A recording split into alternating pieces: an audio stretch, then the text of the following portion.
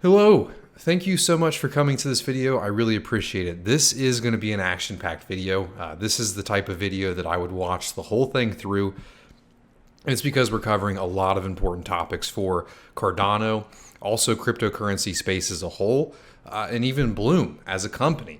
So recently a bill was introduced that will have a large effect on cryptocurrency, on DeFi, and really the trajectory of how things, will go in the United States. And on top of that, we also got the Alonzo Hardfork date announced. So we have some bad news and some good news, and I'm going to be breaking down a little bit of this bill, essentially what you need to know about this bill so we can talk about what would happen if it would actually go through, and also the Alonzo fork date, what that means. And then also, I want to explain a little bit more about what Charles is saying. It seems a little bit complicated, but I'm going to sum that all up for you in this video. And also, today is a huge day. A year ago, we actually released the not how to create your stake pool, but we actually released the introduction to Bloom. So Bloom, actually was created and registered to the blockchain a year ago. So we're going to be doing a big celebration for that. In this video, we're going to be giving away 10 Bloom t-shirts. You just have to give us your size. If you're not in the United States, we'll try to cover shipping for you depending on where it is. We're also going to be giving away 5 Crypt Keepers. I'll show what those look like at the end, but it's a way to protect your wallet. It's 2 metal plates that if your house were to burn down or the ocean were to come through, you wouldn't lose your cryptocurrency. And we're going to be shipping 5 of those out in this video. So it is the largest giveaway that I've ever done. So 10 t-shirts, 5 Crypt Keepers as a thank you to you guys. As far as how do you participate in this giveaway, stay till the end of the video. It'll be the last segment in the video, also with a thank you. And if you guys do want to support this channel, the best way you can do so is by liking the video, commenting down below, and it really does mean a lot. I'm honestly a little worried, I am. And you probably hear it in my voice. I see other cryptocurrencies YouTube channels getting taken down all the time. I'm seeing the government, now essentially proposing a bill to, directly quoting my company, a POS validator node, which is what I do for a living. So, I have not only the government, trying to take away what I do to make a living, but also YouTube trying to take away what I do for a living. And, if you're not big enough on YouTube, eventually, you can be just silenced with no one to help. So liking and commenting and showing your support really does support my channel. But let's jump into the video and let's start off with the lighter topic that is the Alonzo Hardfork. If you guys do, another way you can support the channel is by delegating to Bloom. We have Bloom through Bloom 6. We actually minted the 8th block on top of the Cardano blockchain. We've been here from the beginning. We'll be here till year end because Cardano will live past us all. We also pay kick-ass staking rewards, but on top of those ADA staking rewards, you also earn Bloom tokens and not in exchange for. So let's jump into the video today. I forgot to mention it, but this is also going to be a weekly recap as well, mixed in with the Cardano360 recap. It was a pretty short event, but there were a couple little things in there that were mentioned that you cannot miss out on. And I'm going to be saying that after us talking about the Alonzo Hardfork here. So Charles released a video last night, and he stated, it's just a brief update, 7/30/2021, and it's been a while, since he's released an update. We haven't had an AMA for a long time, so I suspect he's just been busy with Alonzo, busy with all the commercial projects that are building on Cardano and speaking with them, helping with them. He's been traveling a lot. So it makes sense why he hasn't done an AMA, but he came out and he released a couple bangers here. And the first was the Alonzo Hardfork date. He said it's a tentative date. It may not happen, but they're really shooting for, and this is the date that they have planned, of August 31st. So, that's 30 days from now, which is pretty incredible. That's 4 weeks from now. I personally would not have expected this date, considering that Alonzo White took a little bit longer. But if you watch the video, he does mention, why. Why did this take a little bit longer? But we can still release, on schedule, essentially. Well, it's because Alonzo White and Alonzo Purple and Alonzo, the initial one, Alonzo Blue, you didn't actually have to complete all of those to do the hard fork. And that's based on the way that Cardano actually works. So at the protocol layer, right, we have two softwares that you use. You use Cardano Node and Cardano CLI. Cardano Node is the node infrastructure. You essentially run a node, and that allows you to, have a way of looking into the blockchain or also submitting your own transactions to the blockchain. So when you're in a dataless wallet, that wallet is a full node, and you can actually send and receive transactions or view your balance because you have the whole blockchain downloaded. And a great comparison is your ROI. Your ROI isn't a full node, it's a light wallet, and that's because you use, Emergo servers where they have a full node downloaded. So Cardano-Node is the software that allows you to have these full nodes. And Stakepools are just full nodes with some keys on them. So when I start the node up, in Linux, I put a couple different arguments that says, here's my keys. Here's my KES keys, my VRF keys, and my node op cert. And none of that's important, but what is important, that that foundation so you can understand a little bit of how these Plutus contracts can actually run, right? So when I write a contract, I'm submitting it to the node, and, what are blocks? Let's get real simple here. Blocks are just data. What is a blockchain? It's a chain of blocks. It's a chain of data. And what is the data within those transactions? It's just the data within those blocks. I already gave you the answer. It's just transactions, right? So what is a smart contract? At its core, it's just, a contract being written into a transaction and being submitted through Cardano-Node. Does that make sense? If you don't understand it, come to the Discord server. I'll help you out some more, or ask me during my AMAs at Monday, 3 p.m. Eastern Standard Time. But, when you write these contracts, it's submitted into Cardano Node, and that's the, the software at the base layer. That's what was upgraded when Shelley, was released. And when you submit that, then Cardano Node submits it to the rest of the blockchain, and then you get a consensus that block was submitted, So what he's stating here is that we can actually hard fork the Cardano-Node, and we can hard fork the entire network over to the Alonzo era without having, the Plutus. The Plutus is at the top. Without having the Plutus completely done, without having all of the tooling. But what he's stating here is that the Plutus is done enough to where people can actually, build these contracts themselves as long as the parameters on the chain, allow it, as they continue to roll out Alonzo White and Alonzo Purple. Because Alonzo White and Alonzo Purple is showing us more tooling. It's, they're building more tooling. Or there's a lot of people in there actually testing things out. So you're realizing, what we actually need as developers to build these things out. And that's what Alonzo White and Alonzo Purple is doing. But what he's stating is we don't need to have Alonzo Purple done or the tooling done to hard fork Cardano Node into the Alonzo era, which is very interesting. I know that was a mouthful, and I think I've been going on for 5 minutes, so I'm so sorry. But if you guys have any questions about that, let me know. I hope that makes sense. Okay, so now we'll do my opinion. So first off, I'm not an IOG scientist, and I'm not Charles Hoskinson. But my first thought, hearing this is, if all of the tooling isn't ready, then what's the point of doing the hard fork other than beating the poly market bet? Don't you think that we should do the hard fork when we have all the tooling available after we've done some more testing? I don't really see the point of shooting for August 31st unless you have all of this tooling done. But maybe there's a few reasons that I don't know about. But that was my first thought hearing this, and I like to give you guys my opinion. But yeah, let's go on to the thing I'm really excited to talk about, and it's the Cardano360 event and some of the details that you may have missed and some of the little hints in there that I thought were really cool. But I hope you guys do enjoy the rest of this video.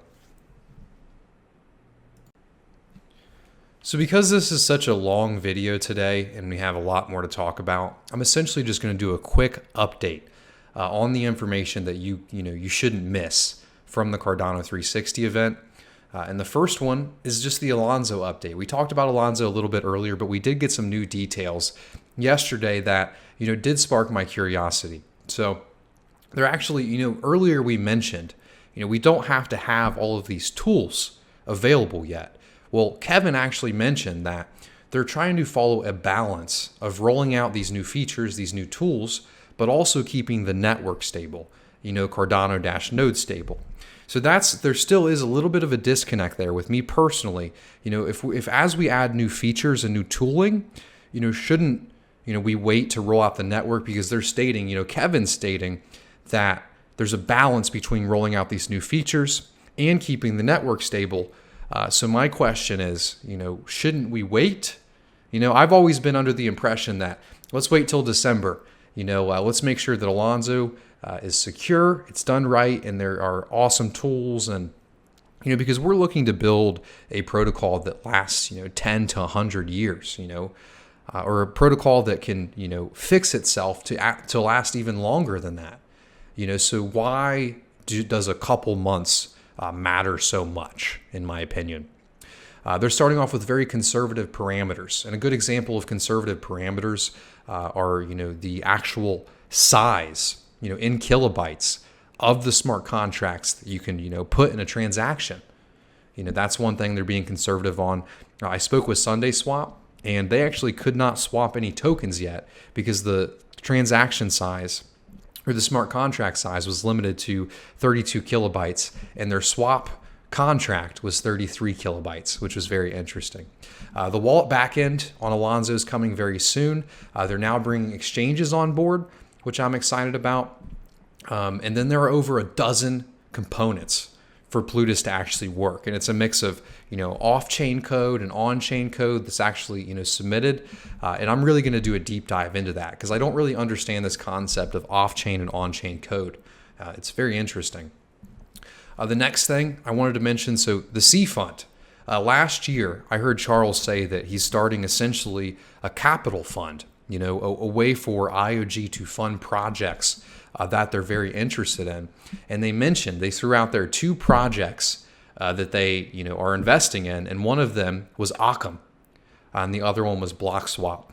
So it was very interesting to hear that both Emergo and both C Fund have invested in Occam. If you guys remember the podcast I did with them, I was a little hard on them. I was a little rough. And it's interesting to hear that. And I felt like I was warranted with my complaints. But at the same time, it was interesting to know that I was just talking shit to an IOG invested product and an Emergo invested product. And I was just like, it's just pretty funny. From the Cardano Foundation, we got an update on the Cardano developer portal. I've talked about this in the past.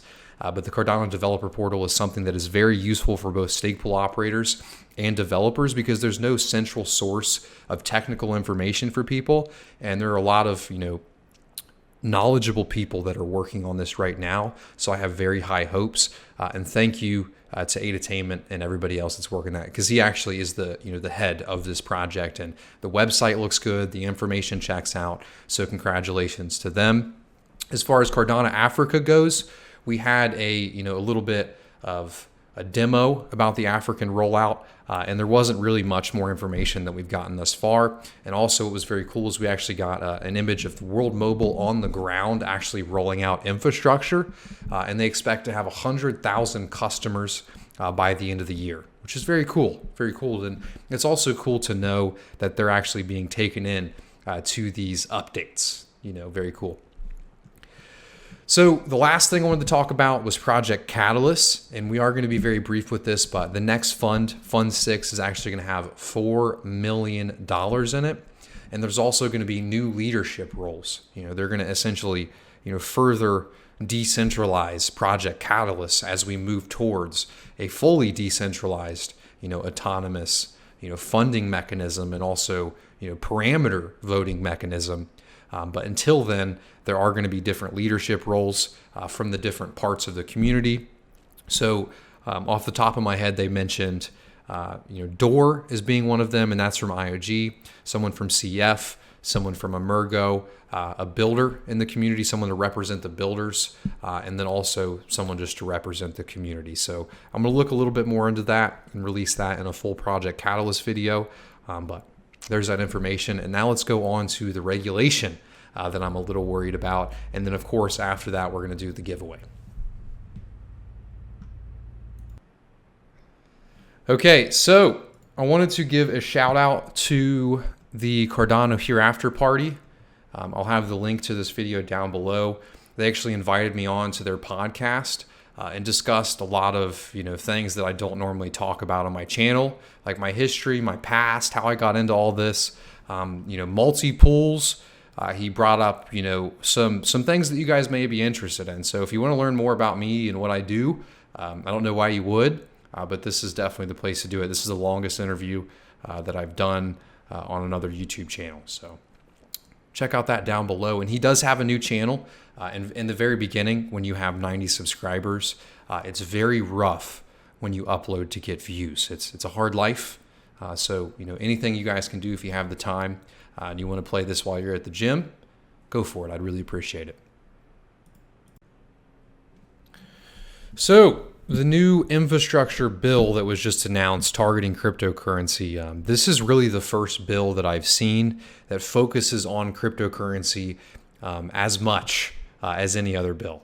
So I'm just going to read these tweets. This guy did a great summary of it. But what's crazy is, POS, proof of stake validator nodes, are mentioned directly, which is what I do for a living. So let's read these tweets and then I'm going to give you guys my comments on it. So this is from Jake. Thank you, Jake. Here's the deal with the U.S. infrastructure bill. A new provision has been added that expands the tax code's definition of broker to capture nearly everyone in crypto, including non-custodial actors like miners, forcing them to KYC all users. This is not a drill. And he says that, because this is a huge deal. This will change everything. The bill expands the definition of a broker to include any person who is responsible for and regularly provides any service effectuating transfers of digital assets. So now let's think for a second. Right? Bloom is a proof of stake validator on the Cardano blockchain. And as earlier in this video, this is such a great, work up to this point. We talked about smart contracts and how smart contracts are just pushed through the node as transactions. Well, who do you think does those transactions? It's me. So even if I am not swapping anything or any of my delegates aren't swapping anything, anybody in the Cardano ecosystem can swap something at any time and I don't have a say whether they process that transaction or not. So now you can start to see where this is getting a little sticky. The definition is so broad it could apply to nearly every economic actor in the US crypto industry. It read literally. They quote us.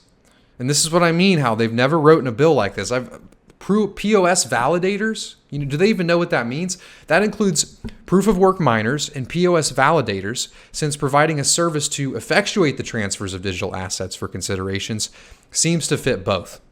It might include a huge range of DeFi market participants too, like DEXs, LPs, liquidators, protocol governance, etc. Depending what for consideration means, it might also extend to non-economic actors like node operators or wallet developers. This scope could be massive. The tax code requires brokers to comply with the IRS reporting requirements. Most importantly, they have to give Form 1099s to the customers and file them with the IRS too. To fill out Form 1099s, brokers have to collect customer data, including name, address, phone number, etc. This means brokers have to KYC, know your customer, their customers, to comply with IRS reporting requirements. As a result, the provision functions as a surveillance mandate, just like one SEC mutant proposed in the final days of the Trump administration. As before, this is a very bad idea. As those who understand crypto already, users are synonymous and access is permissionless. It's literally impossible for non-custodial actors like miners to get the information they need to form 1099s. Exactly. And what he's saying here is, as we just mentioned, I can't control whether you buy something from SundaySwap or an NFT drop where you're taking ADA and transferring it for an NFT, or you're taking ADA and transferring it for AGIX or anything. I can't control what transactions happen on the network, but with this law, they can very well require me as a business in the United States to make 1099s for every person that does a transfer through my pool that I process. And it's not like I get to pick and choose, okay, United States customers. No, I am given random blocks based on probability relative to the total amount of stake that I have. So even if I wanted to follow this law, which we have thus far at Bloom. Every single law, I mean, we have a lawyer, we really look into this stuff because we want to be good actors in the space. We want to be good actors in the United States. And I mean, this really does bother me. I mean, deep down, it really hurts me in my stomach. The thought of me leaving my country, makes me upset because this is where I was born. My beliefs are founded on the way that I was raised in the United States. And my government is giving me an option of either do something that is literally impossible or take your business and leave. It's terrifying. And it's even worse because of all that we do already follow and all of the money that we pay to follow these laws in this, this legal landscape that hasn't even been written yet. Accountants are expensive, lawyers are expensive, and on top of all that, depending on the state that you live in and depending on the tax bracket that you're in, you're oftentimes losing half of your income to the government. So, I'm giving the government half of my income until the point where they say, yeah, just get the fuck out of here. It really does not seem like a good idea for the United States government to take one of the most innovative industries right now, and just kick them out of the United States. This reminds me just of what China did, where they kicked out all of the miners. And you're looking at China like, you guys should be banging your head on the wall. But this is exactly what's happening with the United States. This sounds insane, but it might really happen. Most crypto legislation goes nowhere, so it's easy to ignore, but not this time. This provision is a part of a bipartisan and otherwise popular infrastructure bill, which is quickly moving through Congress and highly likely to pass. What does crypto have to do with infrastructure, you may ask? This bill to include pay-for provisions to raise revenue for the new spending that is a revenue neutral as a whole. The broker definition is one of the pay-for provisions in the Senate draft of the bill. So they're using this to pay for their infrastructure bills, to print more money. There are three main types of ways to raise revenue in bills like this: increase current taxes, add new taxes, or improve tax compliance. This allegedly falls in the third category, making people pay taxes they already owe. Congress thinks crypto is full of tax evaders. It isn't. And this is the kicker. What are my options as a proof of stake validator? It is leave or close down my business. So you're not getting taxes. You're not improving tax compliance.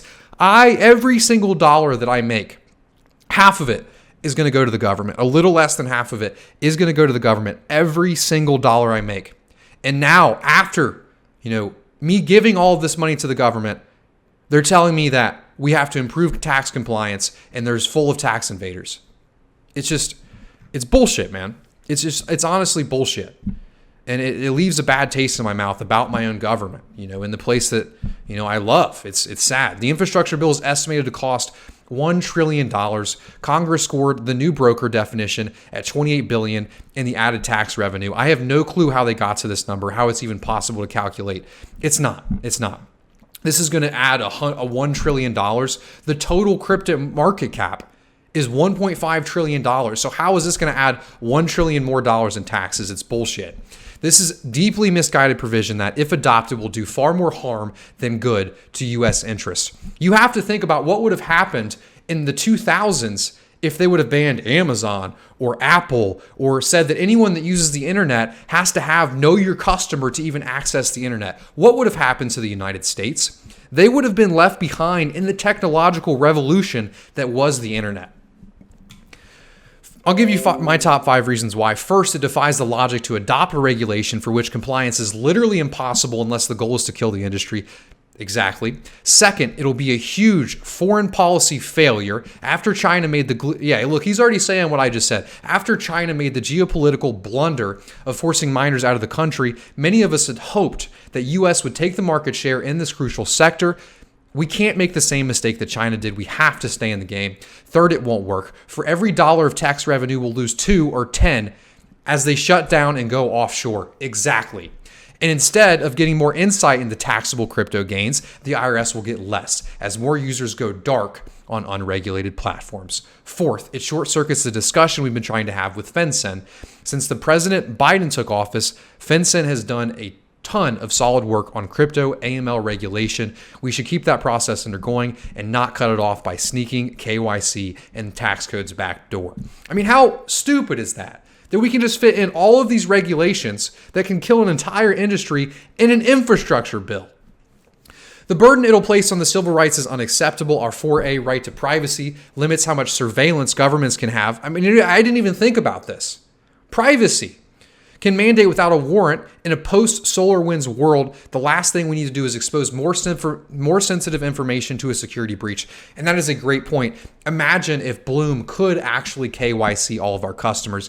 If you know anything about the internet, any data that is sitting on a server is not secure. Any data that is sitting on a server, can be stolen at any time. I have had at my young age 2 times where my social security number has been leaked.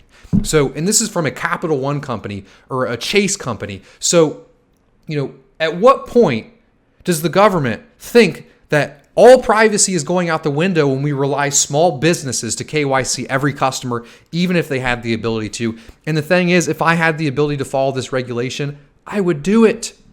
That's why we need to have common sense laws between the regulators and between the people of this industry, because we will follow the laws, because it is best for crypto to be partially regulated, following all of the laws, and get support of our government. So what can we do? To start, don't panic. This provision is not final yet and can be changed. Even if it passes as is, it shouldn't take effect until 2023 at the earliest. So at least we'll have time to try to undo it in Congress or the courts. This may be a long fight. If you're a U.S. citizen, call your members of Congress, especially Sin Portman. And if you're Ohio, I already called him. I was in Ohio, so I have an Ohio number that I called him with, and I already left my message. And my message really was what I said in this video. You're limiting, one of the revolutions of the world right now, and it's only going to hurt the government and the United States citizens in the long run. I'd really appreciate if you guys called your senators as well. This is very scary to me. If you're a leader of the U.S. crypto company and aren't involved in this yet, please reach out to me at blockchain. After your call, member of Congress, your voice is especially important. Lastly, everyone top up your donations on Coin Center. But things are moving fast, which can feel very scary, but it was with FinCEN's proposed approval. It's been amazing to see the entire industry come together this week and fight against this. And as you guys know, this is why Charles was in Washington, right here. So, I mean, that's the news. Does this mean that God is dead? No, I think everything's going to be right. It's going to be in 2023, but I'm really going to do my best to fight this and use my platform as a way to fight this, and keep you guys up to date on this information. If it really comes down to it, if I have to leave my home to participate in the industry that I believe in, then it is what it is, and I'll get it done. I really hope it doesn't have to come to that. It really does show that, me, not just me, but everyone else too, having to leave the country and that they were born to participate in an industry that is trying to change the world and bring economic freedom and financial freedom to, billions of people. It really just shows, who the problem is here, but I don't really have much more to say than that. I would love to hear your guys' thoughts down below or in the Discord server. I mentioned this on my Twitter yesterday, and I do want to say this before I get off here. I'm sorry this video is so long, but it's important topics. Folks, no financial advice here, but if you're investing in anything, make sure that you're going to be okay if the markets go either way. I watched ADA touch $1.25 and then dip to 2 cents in a year. And this is before I tweeted this before the regulation. There is a non-zero chance that we see 20 cents again. If you want to add value for a long time, don't lose your ass to these markets. Charles Hoskin is down in Washington for a reason. Regulation is coming, and its severity will determine the price in these markets in the short term. I understand many know this, but there are many, many, many, many new users here that don't know this. So please protect your ass and be comfortable if we go up or if we go down, and have probability of which way you would like to go, and determine your asset allocation relative to the probability that you think we're going to go either way. It is very, very important that you protect yourself and you don't lose all of your crypto to these short-term losses. Very important. No financial advice here. let's go to the giveaway, more lighthearted part of the video. It is the anniversary for Cardano, minting stake pools. So let's do a shift. Again, sorry for the long video. So this does mark 1 year since we released Bloom. July 30th of last year, 2020, I went on a podcast, and that podcast at the time was called The Cardano Effect. And we were worried that someone else was going to steal our name, so we released it that night. And that night, it was an epoch transition, the same time as they always are, 5 to 6 p.m. It happens, I think, at the 5:40 mark, Eastern Standard Time.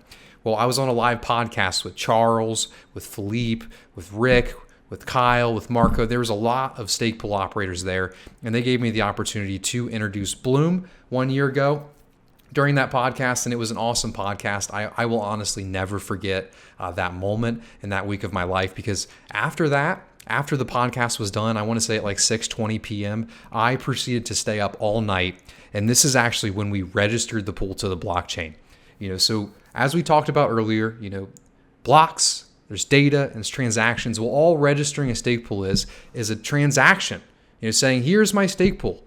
And, I stayed up all night doing that, registering Bloom 1, and people stayed up with me. And we waited all night until we could stake for the first time. But as you guys know, it takes 15 days before you earn your first blocks. So we're going to be doing a celebration on, when we received our 8th block on Cardano, when everyone started receiving blocks. So that's going to be, 2.5 epochs from now. I think I should just be able to check. I'll be able to check for us. Oh, it's going to be under live, so I guess I can't check, but I do need to. So we'll go check that real quick.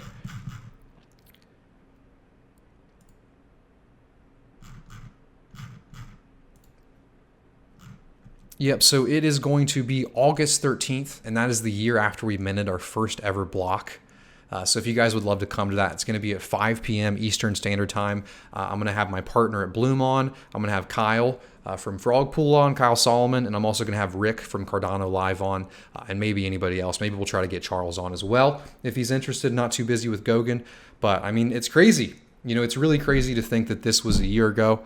I just dropped out of school, like a crazy man to do this full time. And, it's crazy how far I've come.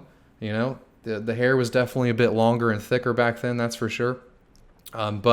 So how do you participate in the giveaway? This is the end of the video. We've probably been going on for 30 minutes here, but it is an important one to say the least. So if you guys do want to participate in the giveaway, please type in Bloom's 1 year anniversary in the comment section down below. And then after you do that, you join the Discord server down below if you haven't already. You're going to join and you're going to see a CAPTCHA guide and a CAPTCHA bot.